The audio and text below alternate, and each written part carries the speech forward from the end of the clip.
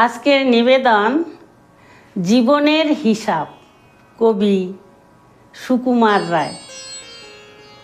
বিদ্যে বোঝাই বাবু মশাই চড়ি শখের বোটে, মাঝি রেকন বলতে পারি সূর্যি কেন ওঠে, চাঁদটা কেন বাড়ে কমে, জোয়ার কেন আসে।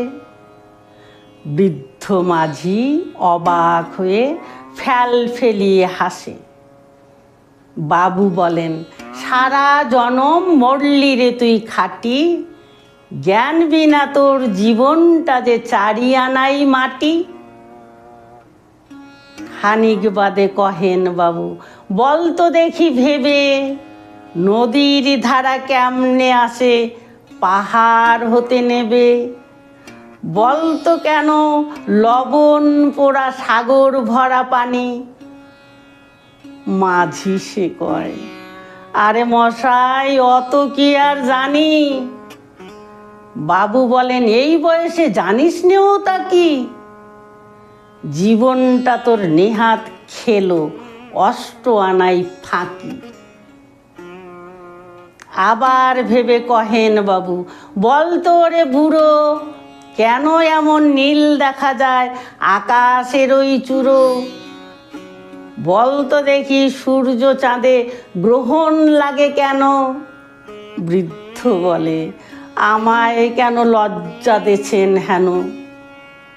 বাবু বলেন, বলবো কি আর বলবো তোরে কি তা, দেখছি এখন জীবনটা তোর 12 আনাই বৃথা। খানিক বাদে ঝড় উঠেছে, ঢেউ উঠেছে ফুলে, বাবু দেখেন নৌকোখানি ডুবলো বুঝি দুলে। মাঝি রে কন, এ কি আপদ ওরে ও ভাই মাঝি, ডুবলো নাকি নৌকো এবার, মরবো নাকি আজি। মাঝি শুধায়, সাঁতার জানো? মাথা নাড়েন বাবু। মূর্খ মাঝি বলে, মশাই এখন কেন কাবু। বাঁচলে শেষে আমার কথা হিসেব করো পিছে, তোমার দেখি জীবনখানা 16 আনাই মিছে। বাঁচলে শেষে আমার কথা হিসেব করো পিছে, তোমার দেখি জীবনখানা 16 আনাই মিছে।